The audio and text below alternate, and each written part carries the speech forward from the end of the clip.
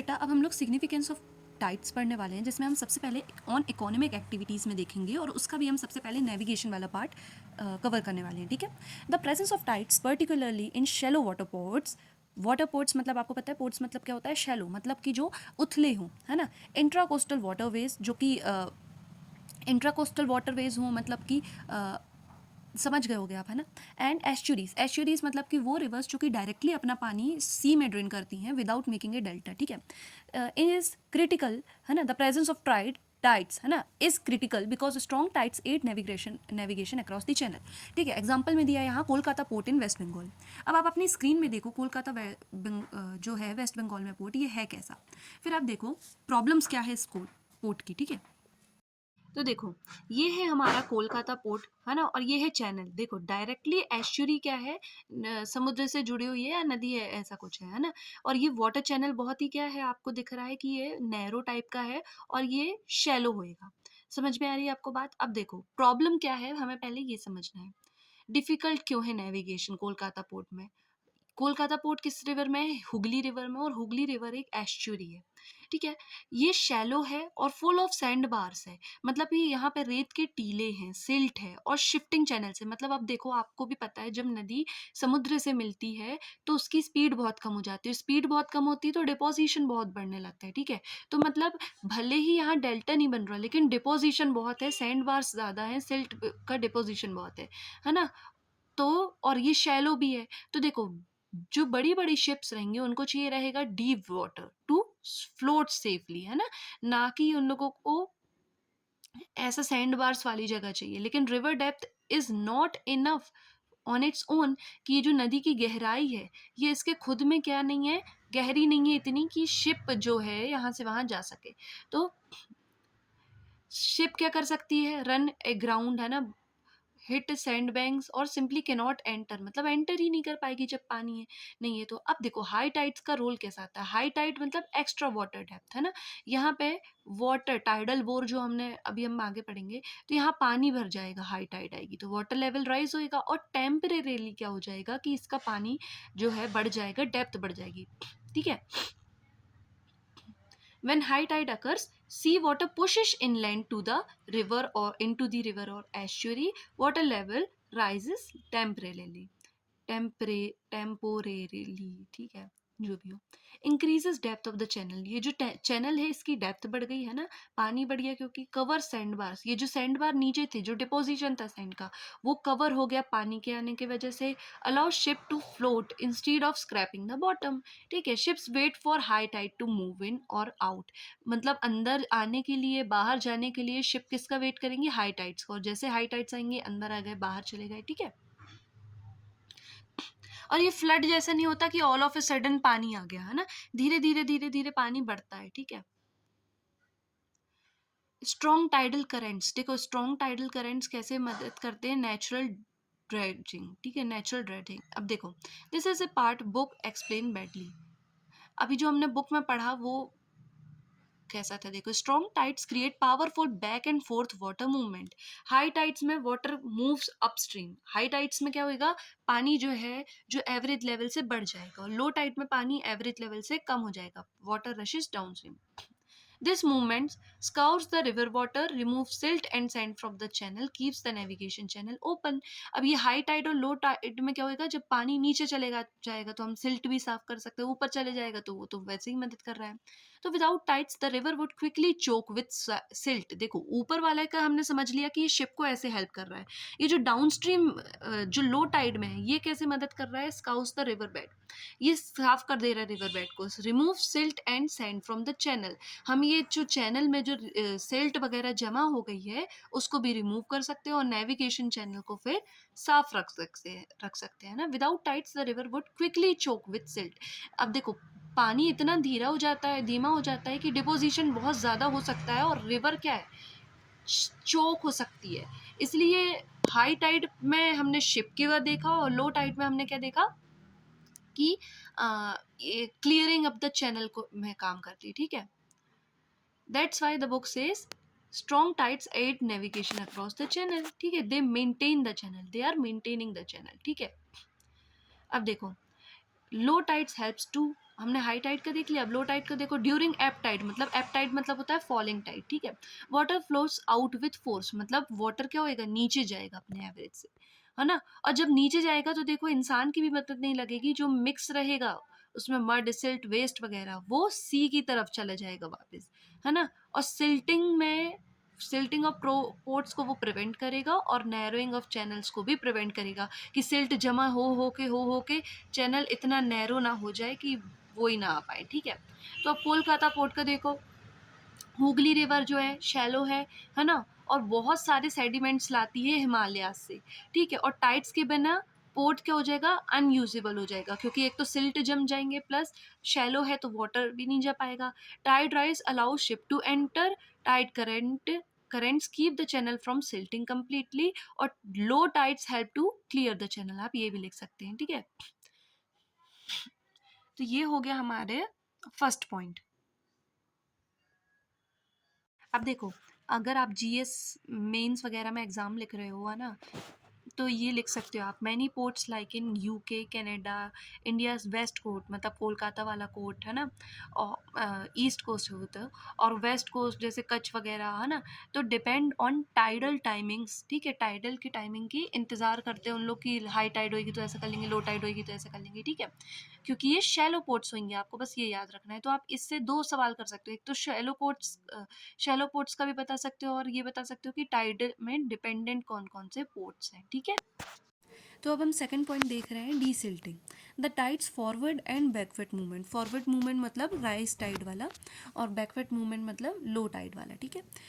Inside the water channel में जब ये मूवमेंट होता है तो this aid in sediment desilting and removing contaminated water from river ash. अब सिल्ट का मतलब क्या होता है? सिल्ट मतलब होता है very fine particles of clay, mud और सैंड। ये जो सिल्ट है ये बहुत फाइन पार्टिकल्स होते हैं इन सब चीज़ों के, ठीक है। और इन्हें कैरी कौन करता है? रिवर्स, जो कि माउंटेन से आती हैं, ठीक है, और डिपॉजिट कर देती हैं रिवर्स, जहाँ पे पानी इनका स्लो डाउन होता है। अब हमें पता है कि जैसे जैसे नदी की एक साइकिल होती है, ठीक है, नदी जब पहाड़ से उतरती है और जब तक ज़्यादा तक कि समुद्र में मिलने के लिए बढ़ती है, वैसे वैसे उसकी स्पीड क्या होती है? कम होती जाती है। और जब वो प्लेन्स में होती है तो उसकी स्पीड बहुत कम हो जाती है। अब कम हो जाती है स्पीड तो वो क्या करेगी? डिपॉजिट कर देगी। देखो माउंटेन से निकली, है ना, और जहाँ पे ग्रेडियंट स्लोप रहेगा तो वहाँ तो वो बहा के ले जा लेगी अपने साथ, लेकिन जहाँ स्लोप नहीं होएगा तो नदी इनको नहीं बहा पाएगी, ठीक है, और वहाँ पे क्या कर देगी? डिपॉजिट कर देगी। तो एस्चुरीज और पोर्ट्स में, एस्चुरी मतलब जहाँ नदी डायरेक्टली मिलती है हमारे समुद्र से, है ना, तो वाटर क्योंकि स्लो हो जाता है इसलिए सिल्ट जो है सेटल कर जाती है, और रिवर क्या बन जाती है? शैलो बन जाती है रिवर, ठीक है। कैसे बनती है शैलो? क्योंकि देखो अगर एक पॉट है, मान लो उसमें से पानी है, ठीक है, और वो पानी क्या लाते जा रहा है? डस्ट लेते जा रहा है, डस्ट लाते जा रहा है, तो वो पॉट है उसमें डस्ट पार्टिकल्स क्या हो जाएंगे? डिपॉजिट हो जाएंगे, और पानी कैसे हो जाएगा? पानी का लेवल कम हो जाएगा। समझ में आ रही बात? तो अब डीसिल्टिंग क्या होती है? देखो डीसिल्टिंग मतलब simply means the removal of deposited silt from river bed और चैनल, कि ये जो सिल्ट डिपॉजिट हो गई उसका रिमूवल ही हम क्या कह देंगे? डीसिल्टिंग कह देंगे। तो रिवर के बॉटम को हम क्लीन करेंगे ताकि ये शैलो ना हो पाए। तो इसके दो तरीके हो सकते हैं, या तो ये नेचुरली टाइड्स और करंट से हो सकता है, और ये आर्टिफिशियली बाय ड्रेजिंग मशीन्स वगैरह से हो सकता है। तो हमें नेचुरल वाला पढ़ना है जो कि टाइड्स और किससे होएगा? आपके करंट से होगा, ठीक है। अब देखो हाई टाइड आएंगी तो सी वाटर चैनल, नदी के चैनल या फिर एस्चुरी के अंदर आएगा, है ना, टाइडल बोर्ड जो हम पढ़ेंगे। और लो टाइड आएगी जब, तो ये पानी क्या हो जाएगा? बाहर जाएगा।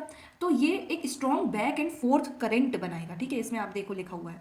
फिर how does this cause desilting? अब देखो जो पार्टिकल्स, जब पानी जो है अंदर आएगा तो जो सिल्ट पार्टिकल्स जो कि रिवर बेड में जमा हो गए हैं वो उसको क्या करेगा? लिफ्ट करेगा और सस्पेंडेड रखेगा वाटर में, मतलब मिक्स कर देगा। जो नीचे था उसमें आया, है ना, उसको उठाया और उसको सस्पेंड रखा वाटर में। और फिर जब पानी गया लो टाइड में तो उसने चैनल के हटा के अपने साथ उस पानी को ले गया, मतलब सिल्ट को ले गया पानी, ठीक है। This prevent silt from settling permanently. अब परमानेंटली सिल्ट क्या नहीं हो पाएगा? सेटल नहीं हो पाएगा, ठीक है। And this process is called tidal scouring, ठीक है। इस प्रोसेस को हम टाइडल स्काउरिंग कहते हैं। इस टर्मिनोलॉजी में आपको ध्यान रखना पड़ेगा। अब सेकंड पार्ट है हमारा रिमूविंग ऑफ कंटेमिनेटेड वाटर। अच्छा, कंटेमिनेटेड वाटर क्या होता है? गंदा पानी। गंदा पानी जो कि हम नदियों में डाल देते हैं। अब कैसे कैसे डालते हैं? देखो जैसे कि आप समझो सीवेज का पानी, हमारे हाउस होल्ड का पानी जो सीवेज में जाता है, इंडस्ट्रियल वेस्टेज, है ना, पोल्यूटेड वाटर जो कि नदियों में रहता है। अब नदी में रहता है तो ये पानी जाएगा कैसे? तो एब टाइम में, मतलब आउटगोइंग टाइड में, मतलब लो टाइड में क्या करेगा? जब पानी कम होता रहेगा, है ना, तब क्या होएगा, ये जो पॉल्यूटेड वाटर है ये फ्लश्ड आउट हो जाएगा सी में, और हाई टाइड में जो कि सी का फ्रेश वाटर है वो इनसाइड आ जाएगा आपकी नदी में, ठीक है। This is called tidal flushing. Flushing हो रही है यहाँ पे, समझ में आ रही है आपको बात। तो ये हो गया हमारा दूसरा जो है सिग्निफिकेंस, जो कि हम इकोनॉमिक सिग्निफिकेंस पढ़ रहे हैं, याद रखना, और ये है डीसिल्टिंग, ठीक है। थर्ड पढ़ते हैं हम। अब देखो तीसरा आता है हमारा फिशिंग। फिशिंग एक बहुत बड़ी इकोनॉमिक एक्टिविटी, और इंडिया में भी देखो जितने भी कोस्टल एरियाज हैं या फिर आप वर्ल्ड वाइड भी देखो, फिशिंग एक्टिविटीज़ बहुत बड़ी मात्रा पे की जाती है, ठीक है। तो फिशिंग एक्टिविटीज़ के लिए टाइड कैसे इंपॉर्टेंट है, बुक में क्या लिखा है, high tide makes is fishing easier as it brings fishes closer to shore and thus easier to catch.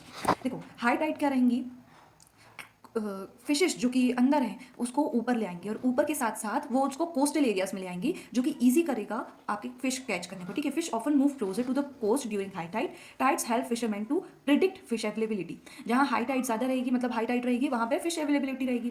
Traditional fishing communities have high tide based calendar, तो मतलब ऐसा होता है, ठीक है।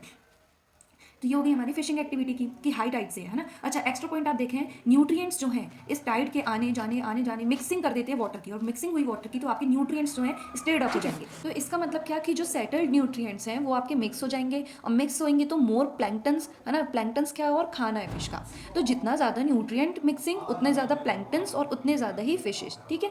तो ऐसे हमारी tides mixing plus high tide क्या करती है, फिश को ब्रिंग कर लेती है कोस्टल एरिया में। देखो फोर्थ पॉइंट हमारा टाइडल एनर्जी। टाइडल एनर्जी एक बहुत बड़ा सोर्स है रीन्यूएबल एनर्जी का। रीन्यूएबल एनर्जी वो जो कि रीन्यू हो सकती है, ठीक है, हमने पढ़ा है ये सारे सोर्सेस वगैरह में, ठीक है। तो tidal energy A form of renewable energy, it is the power produced by the surge of ocean water during the rise and fall of tides, ठीक है। एग्जाम्पल सेवा lake tidal power plant in south Korea is the largest tidal power project in the world. अच्छा, world का है तो आपको ये बात ध्यान रखनी है, ठीक है। टाइड्स कैसी होती है, प्रिडिक्टेबल होती है और रीन्यूएबल होती है, क्योंकि एक नेचुरल प्रोसेस होती है, ठीक है। ये हमें जनरेट करती है क्लीन इलेक्ट्रिसिटी, जो कि टाइडल पावर प्लांट्स में होती है, ठीक है। एग्जांपल आप देखेंगे, लॉरेंस फ्रांस में, शेवा लेक कोरिया में जो कि लार्जेस्ट है, gulf of Khambhat and Kutch India में। ये पोटेंशियल जोन्स हैं, हालांकि इसमें बहुत ज़्यादा काम नहीं हो रहे हैं, लेकिन पोटेंशियल है हमारे पास भी कि हम रीन्यूएबल एनर्जी को जनरेट कर सकते हैं टाइड से, ठीक है। और देखो ये एक नॉन कन्वेंशनल, सस्टेनेबल और प्रिडिक्टेबल एनर्जी का सोर्स होगा। समझ में आ रही है आपको बात।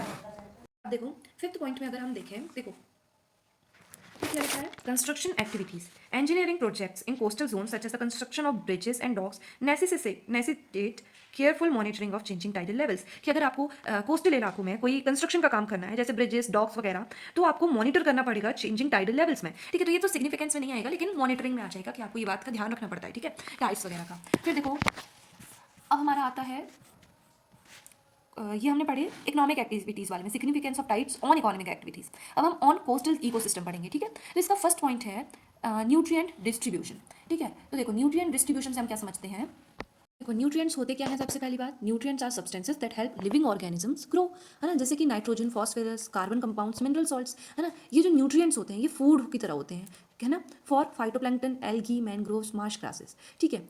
न्यूट्रिएंट मतलब इन सब चीज़ों के लिए फूड की तरह है, और ये सब चीज़ें लास्ट में किसके लिए फूड की तरह है, फिशेस के लिए, और या फिर लिविंग ऑर्गेनिजम्स के लिए जो कि पानी में रहती हैं। तो न्यूट्रिएंट डिस्ट्रीब्यूशन का मतलब क्या है, देखो, the spreading and movement of nutrients throughout the water and sediment so that all organisms can access them, ठीक है।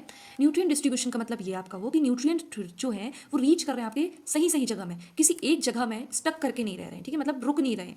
अब अगर टाइड्स नहीं होती तो क्या होता, वाटर स्टैगनेंट होता, न्यूट्रिएंट्स क्या होते, एट द बॉटम सेटल हो जाते, है ना। कुछ एरियाज न्यूट्रिएंट रिच हो जाते हैं और कुछ एरियाज न्यूट्रिएंट पुअर हो जाते हैं, मतलब जो अदर एरियाज होते हैं, और ऑक्सीजन रिड्यूस हो जाता है, और आपका इकोसिस्टम स्ट्रेस में आ जाता है। इकोसिस्टम मतलब क्या, सारी चीज़ें बायोटिक एबायोटिक चीज़ें, फिर क्या एक सिस्टम बना हुआ है, और इकोसिस्टम इससे क्या हो जाता है, इम्बैलेंस हो जाता है। अब टाइड्स इसमें मदद कैसे कर रही है न्यूट्रिएंट डिस्ट्रीब्यूशन में, तो टाइड्स कैसे मदद करती है न्यूट्रिएंट डिस्ट्रीब्यूशन में, mixing of water layers. Bottom water जो रहता है वो न्यूट्रिएंट रिच रहता है, ठीक है, और जो सरफेस वाटर रहता है वो सनलाइट रिच रहता है, ऊपर से सनलाइट मिल रही है, और जो नीचे हमारी जो क्रस्ट है कॉन्टिनेंटल सॉरी ओशियानिक क्रस्ट, उसमें ये सारे न्यूट्रिएंट्स हैं, ठीक है, कार्बन वगैरह, फॉस्फोरस वगैरह वगैरह वगैरह, ठीक है। तो टाइड क्या करेंगी, मिक्स कर देंगी बॉटम लेयर और सरफेस वाटर को, बॉटम में न्यूट्रिएंट होंगे और ऊपर सनलाइट रहेगी, ब्रिंग्स न्यूट्रिएंट अपवर्ड और पुश ऑक्सीजन डाउनवर्ड। जो नीचे से न्यूट्रिएंट है वो ऊपर लाएंगे, और ऊपर से जो ऑक्सीजन है वो नीचे लाएंगे, ठीक है। तो this is called vertical mixing. ये आपको बहुत बार सुनने को मिलेगा, तो आपको ये याद रखना है कि वर्टिकल मिक्सिंग क्या होता है, ठीक है। तो ये बहुत अच्छे से यहाँ पे समझाया गया है। आगे देखो हॉरिजॉन्टल स्प्रेडिंग, तो ये वर्टिकली हो गई, हमारे ऊपर नीचे हो रही है यहाँ चीज़ें। अब हॉरिजॉन्टल स्प्रेडिंग में क्या हो रहा है, अब यहाँ हॉरिजॉन्टल स्प्रेडिंग देखो, हॉरिजॉन्टल स्प्रेडिंग मतलब हॉरिजॉन्टल शेप में होएगा, ठीक है। हाई टाइड क्या करती हैं, कोस्टल इलाकों में पानी ले आती हैं, ठीक है। तो हाई टाइड क्या करेंगी, जो सी वाटर में न्यूट्रिएंट रिच वाटर होएगा उसको इनलैंड लाएंगी, मतलब कोस्टल इलाकों में लाएंगी। और लो टाइड क्या करेंगी, carries river nutrients toward the sea, जो रिवर से, जो एस्चुरीज में जो न्यूट्रिएंट ला रही है, हमारी रिवर भी न्यूट्रिएंट लाती है मिनरल वगैरह है ना, तो रिवर का न्यूट्रिएंट लो टाइड वापस सी में ले जाएंगी और सी का न्यूट्रिएंट जो है वो इनलैंड लाएंगी। तो ये देखो, ये इन आउट मूवमेंट या फिर हॉरिजॉन्टल स्प्रेडिंग हो रही है यहाँ, न्यूट्रिएंट्स शेयर हो रहे हैं across the two ecosystems. Sediment stirring, ठीक है। Tides disturb bottom sediments, tides क्या करेंगी, जो बॉटम में जो नीचे जम गए हैं ना उन्हें डिस्टर्ब करेंगी और रिलीज करवाएंगी ट्रैप्ड न्यूट्रिएंट्स में जो कि डिपॉजिट हो गए हैं नीचे, and make them available to plants and plankton. This is crucial for mangrove and salt marshes, ठीक है। Why this is life saving for coastal ecosystem की टाइड्स लाइफ सेविंग कैसे, मतलब इतना बड़ा इंपैक्ट कैसे डाल रही है मैनग्रोव्स के लिए। देखो मैनग्रोव्स क्या होते हैं, वो जो कोस्टल इलाकों में जो पेड़ रहते हैं ना उन्हें मैनग्रोव्स कहते हैं, जो कि हमारे सुंदरबन डेल्टा में भी बहुत पाए जाते हैं, ठीक है। तो देखो नीड रेगुलर न्यूट्रिएंट इनपुट, इन्हें न्यूट्रिएंट्स बहुत चाहिए रहते हैं क्योंकि मैनग्रोव्स ऐसी जगह में होते हैं ना सॉइल में नहीं होते, मतलब ठीक है। तो सॉइल से न्यूट्रिएंट मिल जाता है लेकिन सॉइल तो है नहीं, तो टाइड्स क्या लाएंगी, सी वाटर का न्यूट्रिएंट क्या करेंगी, वहाँ पे न्यूट्रिएंट लेके आएंगी। लो टाइड्स क्या करेंगी, रिमूव करेंगी वहाँ का वेस्ट, है ना, जो वहाँ पे पेड़ में भी मान लो कुछ जम गया हो, डिपॉजिट हो गया हो, तो लो टाइड क्या करेंगी, अपने साथ वो जो डस्ट वेस्ट जमा हो गया उनको रिमूव करेंगी। और ऐसे अब देखो मैंग्रोव्स की जो रूट्स होती है ना वो ऊपर जमीन से ऊपर होती हैं, ठीक है। तो अगर वहाँ डिपोजिशन हो गया हो तो वो रूट्स रेस्पायर कैसे कर पाएंगी, तो वेस्ट हटा के रूट का रेस्पिरेशन में मदद करेगा, ठीक है। तो हाई टाइड क्या करेगा, न्यूट्रिएंट लाएगा, तो रेगुलर न्यूट्रिएंट इनपुट होगा। और लो टाइड क्या करेगा, वेस्ट रिमूवल होगा जो कि रूट की रेस्पिरेशन में काम आएगा। अब estuaries among the most productive ecosystem, productivity depend on nutrient mixing. Estuaries क्या होती है, नदियों का वो पार्ट जो कि समुद्र से मिलता है ना। अब हमने देखा नदियों से क्या आ रहा है, नदियों का न्यूट्रिएंट आ रहा है सी से, सी वाटर का न्यूट्रिएंट जा रहा है, तो ये हॉरिजॉन्टल मिक्स, ठीक है। हॉरिजॉन्टल प्लस वर्टिकल मिक्सिंग भी आप लिख सकते हैं। फिर salt marshes tidal flooding delivers nutrient, supports grasses and small organisms, that's why these ecosystem are called nutrient rich and highly productive. ये जितने भी इकोसिस्टम्स की हमने बात करी, मैंग्रोव्स, एस्चुरी, सॉल्ट मार्शेस, ये सारे ही हाईली न्यूट्रिएंट वाले होते हैं और हाईली प्रोडक्टिव होते हैं। और इनका प्रोडक्टिविटी या फिर इनकी फंक्शनैलिटी कौन इंश्योर करता है, हमारा टाइडल जो सर्जिस हैं वो इंश्योर करते हैं ना, जो कि हाई टाइड और लो टाइड दोनों ही काम आते हैं, ठीक है। फिर देखो, तो इसको आप ऐसे भी लिख सकते हो कि कोस्टल इको सिस्टम को सपोर्ट करता है ना, बाय न्यूट्रिएंट डिस्ट्रीब्यूशन, मतलब आप 2 पॉइंट्स अलग से भी लिख सकते हो और एक साथ भी लिख सकते हो, ठीक है। तो ये कैसे सपोर्ट करता है, देखो क्या लिखा है, वही सारी बातें लिखी है ना, कि tides help circulate nutrients and oxygen, कहाँ से न्यूट्रिएंट कहाँ से ऑक्सीजन आपको पता है ना, बॉटम वाले वाटर से न्यूट्रिएंट और सब सरफेस वाले वाटर से oxygen. Supports mangroves, coral reefs, tidal flats, essential for breeding of marine organisms, ठीक है। और ये ब्रीडिंग ग्राउंड की तरह भी काम करता है, हम आगे देखेंगे। Without tides coastal ecosystem would stagnate, है ना, कि न्यूट्रिएंट ही एक जगह पे क्या हो जाएगा, डिपॉजिट हो जाएगा, डिस्ट्रीब्यूशन ही नहीं हो पाएगा, समझ रहे हैं आप बात। फिर removal of waste and pollution, ये हमने देख चुका है बट आप एक अलग पॉइंट भी लिख सकते हैं, है ना। डीसिल्टिंग में देखा था हमने, tidal action help flush out sewage and pollution from coastal areas, ठीक है। Prevents accumulation of waste in estuaries, ये भी हमने देखा। However, too much pollution can still overwhelm this natural cleansing. ये जो natural cleansing हो रही थी इसको हमने क्या बोला था, एक तो हमने टाइडल फ्लशिंग और टाइडल स्काउरिंग देखा बोला था ना, पीछे हमने पढ़ा था ये, ठीक है। फिर देखो आप, एक है ब्रीडिंग ग्राउंड्स, तो ये ब्रीडिंग ग्राउंड है, देखो वो फिशिंग वाला अलग था कि मछलियों को ले आते हैं हाई टाइड्स, है ना। ये ब्रीडिंग ग्राउंड वाला क्या है, the intertidal zone serves as breeding grounds for many marine species such as crabs and mussels, ठीक है। ये ब्रीडिंग ग्राउंड मतलब यहाँ हम लोग ब्रीड वगैरह करेंगे, तो ब्रीडिंग ग्राउंड की तरह भी काम आता है कौन सा, इंटरटाइडल जोन्स, ठीक है, जहाँ पे टाइड्स आ रही हैं, ठीक है। तो इसी के साथ हमारा सिग्निफिकेंस ऑफ टाइड्स जो है खत्म होता है। हमने 2 तरीके से देखा, ऑन कोस्टल इकोसिस्टम देखा हमने और एक हमने इकोनॉमिक एक्टिविटीज़ में देखा, ठीक है। तो बाय बाय, टेक केयर।